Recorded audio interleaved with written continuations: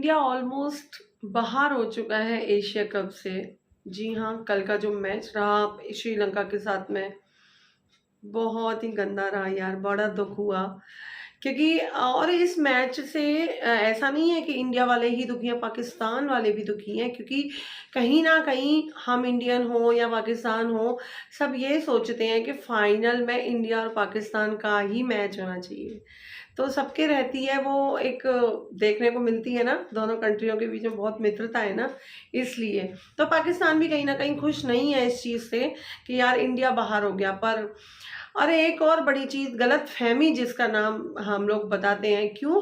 क्योंकि ऐसा लगता है कि जब हम इतने काबिल हो जाते हैं ना कि हम मतलब सामने वाले को ऐसे सोचते हैं यार ये तो कुछ भी नहीं है हमारे आगे, तो कभी किसी को कमज़ोर नहीं समझना चाहिए। वो दिखा दिया ना श्रीलंका ने कि हम भी किसी से कम नहीं है। और सच में यार कल का जो मैच रहा उसका तो क्या ही बोलूँ मैं, आप लोगों ने भी देखा। और ओवर कॉन्फिडेंस कहीं ना कहीं नज़र आ रहा था। और एक बंदे ने तो कैमरे पे आकर भी ये बोला कि मैंने आज तक इतना घटिया मैच नहीं देखा।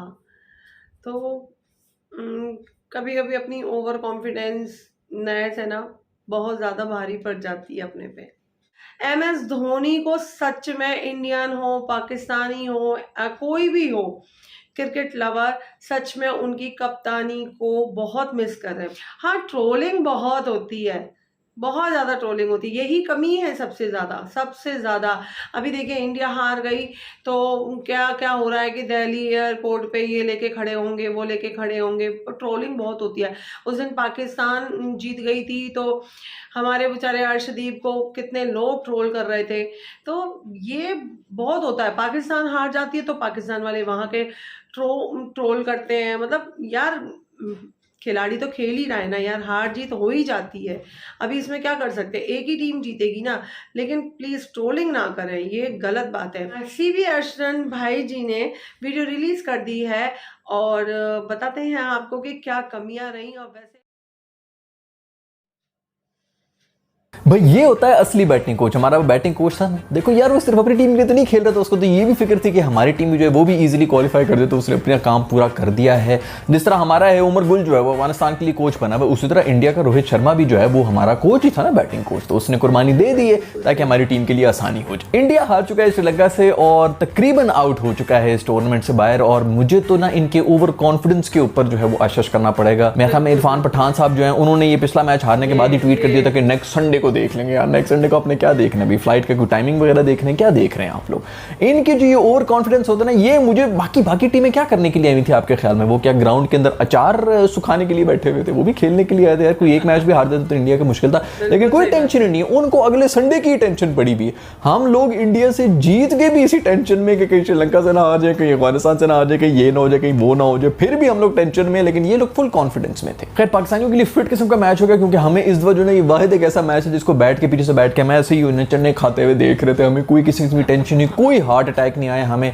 वरना तो हमारे जो भी मैच होते हैं उसके अंदर एंड के अंदर हमारा बीपी जो है वो लो हो जाता है, मुंह से कंफर्म झाग निकल रही होती है। फिर बहुत अरसे से ये जोक जो है मेरे ख्याल में पिछले 18 साल से हम पे पेल रहे थे, तो मैंने कहा मैं भी पेल दूं कि आप तो बैक टू बैक 2 मैचेस हार चुके हैं, तो आपके जो दोनों टीवीज हैं, अगर तो 2 हैं तो वो तो दोनों टूट गए होंगे, तो जो पाकिस्तान के मैचेस हैं वो आप क्या अब रेडियो पे सुनेंगे? खैर बहुत ही कोई अनलकी किस्म का माहौल हुआ था एंड के अंदर। तो वैसे भी जो ये रन आउट हुआ यार, ये दोनों एंड के ऊपर आउट था, मतलब इधर भी आउट है और दूसरी तरफ जो है वहां पर भी आउट है। शानका ने भी जो है वो चप्पल जूते बैट पैड सब कुछ उतार के भागना शुरू हुआ था। उसने कहा बस मैं कुछ तरह उधर पहुंच जाऊं, और बिल्कुल सही किया उसने। यहां पर आ जाता है धोनी, जो कि ना वो बॉल आती नहीं थी कि उसने पहले से ग्लव उतारा हुआ होता था, थ्रो करने के लिए जो मार रहा होता था वो यार, उसका दिमाग जो है नेक्स्ट लेवल पे चल रहा होता था। खैर प्लेयर्स को मेरे ख्याल में ऊपर से जो है वो वापसी का जहाज नजर आ रहा है, इसीलिए वो ऊपर देख के डर रहे हैं। बट कैसे कैसे दिन आ गए यार। अभी कल जो है वो पूरा का पूरा इंडिया, यानी कि जब तक ये वीडियो में डालूंगा तो आज रात को ही पूरा का पूरा इंडिया जो है वो अफगानिस्तान को सपोर्ट कर रहा होगा। अफगानी प्लेयर जो है उनके रेट पता नहीं कहां से कहां पहुंच जाएंगे।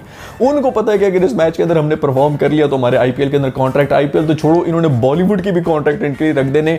इन्हीं के लिए नबी और इसके अरशद खान वगैरह जो भी है ना, उनके साथ नाच रहे होंगे वो दीपिका पडुकोण के। खैर भाई जो श्रीलंका से हारे ना, ये असल में श्रीलंका से नहीं हारे, ये वो पाकिस्तान से हारे जो 1-2 दिन पहले इनको मिली है। वो उनके सांप के ऊपर मैं कहता हूं जो मर्जी जीत जाए, जितना मर्जी टूर्नामेंट से जीत जाए, इनको एक पाकिस्तान की जो हार होती है ना वो 10 साल पीछे लेके चली जाती है। ये वही उनके असहाब के ऊपर सवार थी कि हम पाकिस्तान से हार गए, उसी प्रेशर के अंदर जो है ये मैच भी हार गए थे। आई किड यू नॉट, मुझे पता था कि इस तरह कुछ होना है, अगर और कुछ होना है कि नहीं होना तो ये जीतेंगे बहुत ही मर मर के, ये तो मुझे कंफर्म पता था। यही मैच अगर इनका पहले श्रीलंका के खिलाफ हुआ होता ना तो किसी और ही तरह ये खेल रहे थे। ये पाकिस्तान से हारने के बाद श्रीलंका के सामने गए हैं, इसीलिए इनके ऊपर ये सवार हुआ था और इनसे भी कोई परफॉर्म ही नहीं हुआ। खैर मुझे तो ये शर्मे की हालत के ऊपर तरस आ रहा है। ये बेचारा जो है ना बहुत ही ज्यादा दिल के ऊपर ले गए तो फट गए। इसने इतना स्ट्रेस पिछले 20 साल की क्रिकेट में नहीं लिया होगा जितना ये पिछले 2 मैचेस के अंदर इसने ले लिया। प्लेयर्स के ऊपर चीख रहा है, फट रहा है, इमोशनल हुआ है। वो बेचारा मासूम जो अर्शदीप है उसके ऊपर उस दिन जो उसने रिएक्शन शो किया था जब उसने कैच ड्रॉप किया था, ठीक है गुस्सा तो बनता है, गाल गलौज भी चलती है, बट बहुत ही थोड़ा सा ज्यादा ओवर हो चुका था, बहुत ही ज्यादा ओवर हो चुका था रिएक्शन। और इस वाले मैच के अंदर भी जो उसकी बातें वो मैं इग्नोर कर रहा था, ये सबने लाइव देखा है कि उसको जो सुन नहीं रहा था कि जा दहा जो तूने फेंकना फेंक दे। और अर्शदीप की मैं बात करना चाहूंगा यार, बेचारा मासूम जो है हमेशा ऐसी सिचुएशन के अंदर आगे आ जाता है, लेकिन क्या कोई बेहतरीन किस्म की बॉलिंग कराई है इसने। हमारे वाला भी जो था 7 रन से भी डिफेंड कर रहा था और इसने बहुत ही कमाल किस्म की यॉर्कर बिल्कुल ऑन पॉइंट इसने मारे थे। और अभी भी जो लास्ट ओवर इसने कराया बहुत ही कमाल कराया कि लास्ट बॉल तक बात पहुंच चुकी थी, 2 बॉलों के ऊपर 2 रन चाहिए थे बेहतरीन किस्म की। इस प्रेशर सिचुएशन में मेरा ख्याल में इसको 19वां ओवर देना चाहिए, 20वां ओवर भूवी को दे दिया करो, क्योंकि भूवी ने जो है उस दिन भी जो है 19 रन खाए थे हमारे खिलाफ और अभी मेरे ख्याल में 16-17 रन खा लिए। पिछले कोई 7-8 सालों से ये जितने भी इंडियंस है ना वो सिर्फ आईपीएल के पैसों की ही शोबाजी कर रहे हैं कि हमारा इतने में आईपीएल हो जाता है, हमारे इतने पैसों में होता है। रखो यार अपने पास ही सारे पैसे रखा करो। मैं तो पहले भी एक वीडियो के अंदर कह चुका हूं कि इनको चाहिए कि अपना आईपीएल का जो टूर्नामेंट है ना उसी का नाम बदल के कोई एशिया कप रख लिया करें किसी मौसम में, कभी उसको वर्ल्ड कप कह दिया करें, ताकि उधर ही आपस में खेल के जो है जीत जाए करें और बस दुनिया में नंबर 1 है आप, उधर ही है दुनिया में। वैसे सब लोग कह रहे हैं कि इन मैचेस के अंदर टॉस का बहुत बड़ा हाथ है, लेकिन इतना भी सही नहीं है। जो यहाँ पर जो टॉस के बारे में ज्यादा बात की जाती है वो तब की जाती है जब ड्यू जो है वो आ जाती है। तो सेकंड इनिंग्स में जब आप चेस कर रहे होते हैं 15-16 ओवर के बाद जो है वो बॉल के अंदर कुछ भी नहीं होता, इतना ड्यू होता है कि बॉल जो है फूल की इतनी बड़ी फुटबॉल बनी हुई थी। स्पिनर्स तो बेचारे कुछ कर ही नहीं सकते। इस मैच के अंदर भी ड्यू कोई नहीं आई, जितने भी पिछले मैचेस हैं उसके अंदर भी ड्यू फैक्टर नहीं आया था। और अभी भी आप देखें तो इस मैच के अंदर किसी ने कम बैक किया तो वो स्पिनर्स नहीं किए। तो अगर ड्यू होती तो स्पिनर्स बेचारों से तो बॉल पकड़ी नहीं जा रही होती, स्पिन करना तो दूर की बात है। तो टॉस का इतना भी बड़ा रोल नहीं था इन मैचेस के अंदर। खैर वो इंडिया के क्वालिफाई होने के लिए वही सारी बातें होने शुरू हो गई हैं कि अफगानिस्तान जो है वो पाकिस्तान को हरा दे, फिर श्रीलंका भी जो है पाकिस्तान को हरा दे, वेस्ट इंडीज जो है वो ऑस्ट्रेलिया को हरा दे, फलानी की फुप्पी मर जाए, उसके बाद फलानी टीम की जो बस है वो चलते चलते खाई के अंदर गिर जाए, यूक्रेन जो है वो अटैक कर दे रशिया के ऊपर, इस किस्म की सब बातें पूरी जो है वो सिचुएशन बन रही है। लेकिन मुझे बहुत ही मुश्किल लग रहा है। और इसके अलावा ये सब कुछ होने के बावजूद भी इंडिया को तकरीबन कोई 3-1000 रन से हराना पड़ेगा अफगानिस्तान को। जो मैंने पहले भी कहा था कि ये बात जो है वो नेट रन रेट के ऊपर आ जाएगी, लेकिन इतनी बुरी तरह आएगी ये मैं एक्सपेक्ट नहीं करता। खैर अभी भी कुछ पता नहीं है, बड़ी बड़ी बातें करनी नहीं चाहिए, लेकिन फिर भी मुझे नहीं लगता कि अब जो है वो इंडिया का कोई चांस है आगे आने का। खैर वो किसी ने ये इंटरनेट के ऊपर वीडियो भी शेयर की थी जो कि मैंने देखी थी, इसके अंदर वो बता रहे हैं कि इंडियन जो बैटिंग थी वो किस तरह श्रीलंकन बॉलर्स के सामने लेट गई।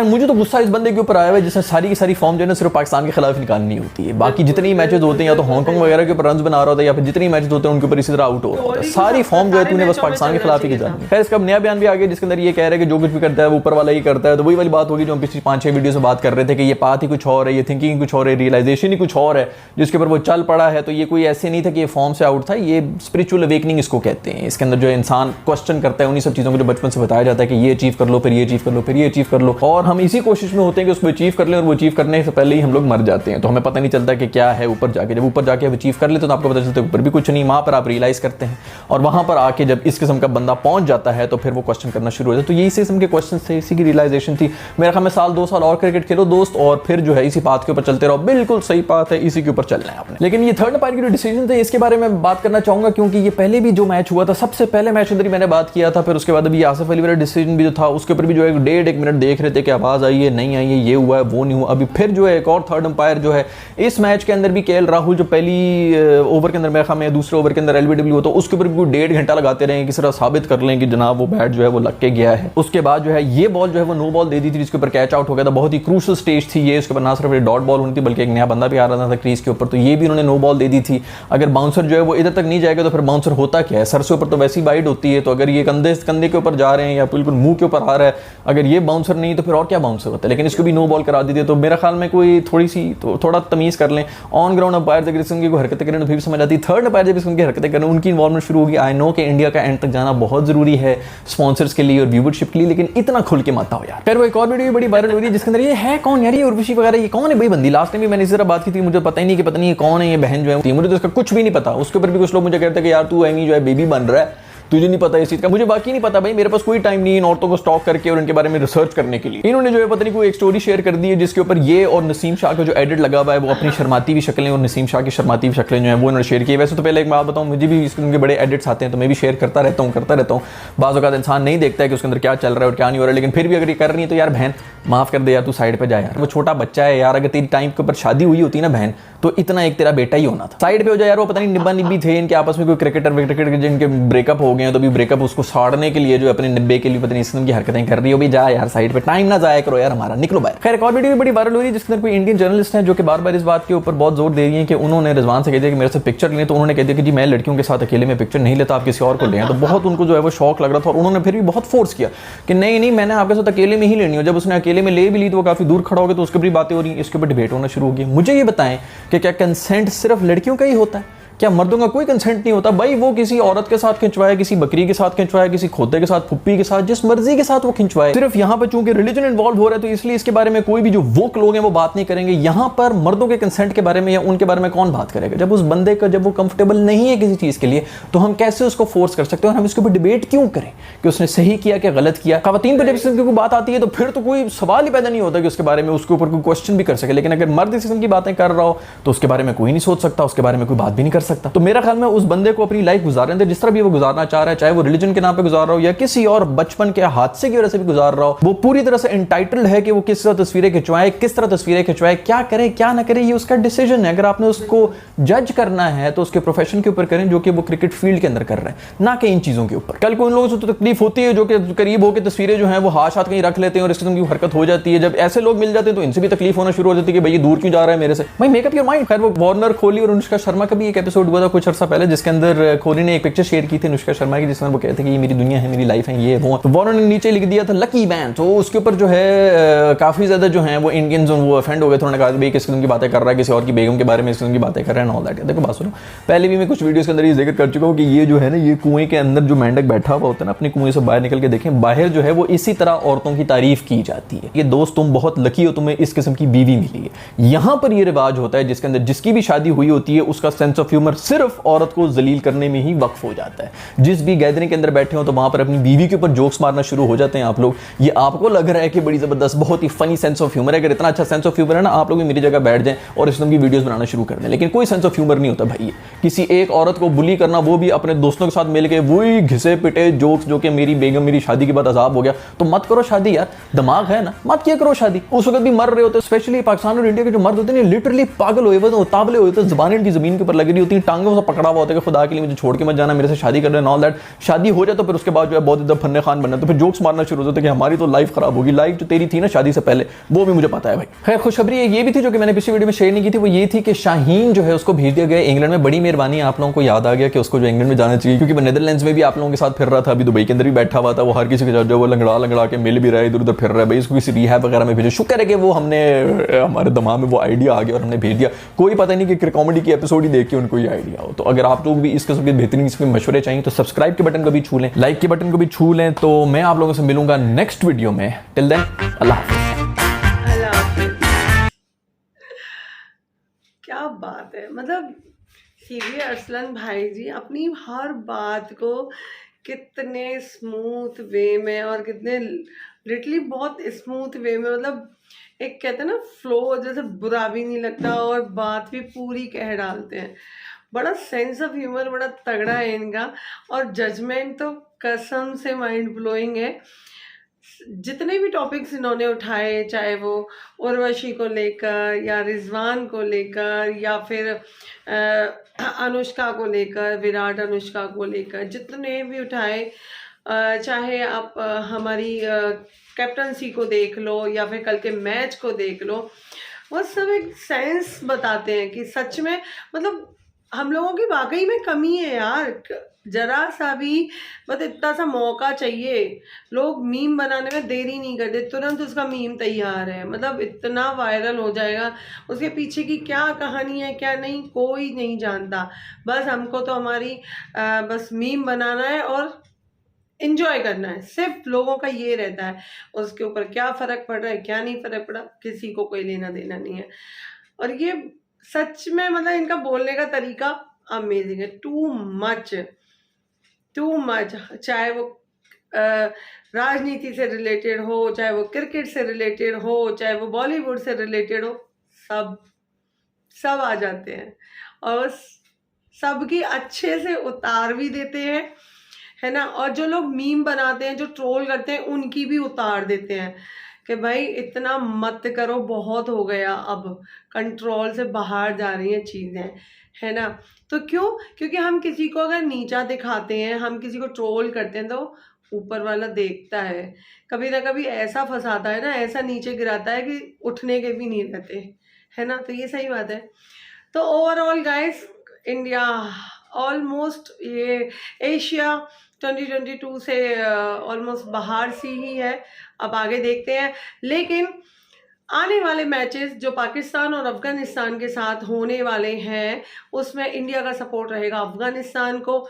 इंडिया की और अफगानिस्तान की कोशिश ये रहेगी कि वो पाकिस्तान पे हावी हो जाए, भारी पड़ जाए। तो देखते हैं आप क्या सोचते हो, प्लीज़ कमेंट सेक्शन में बताइएगा। और हमारा रिएक्शन आपको कैसे लगे प्लीज़ वो भी बताइएगा। चैनल को सब्सक्राइब नहीं किया तो सब्सक्राइब कर लेना, लाइक दबा देना, बेल आइकन दबा देना, शेयर करना ना भूलना। इंस्टाग्राम पे ज़रूर फॉलो करना, वहाँ पे मैं अलग अलग रील्स बनाती हूँ, तो शायद आपको अच्छी लगे। मिलेंगे नेक्स्ट वीडियो में, तब तक के लिए बाय बाय, टेक केयर।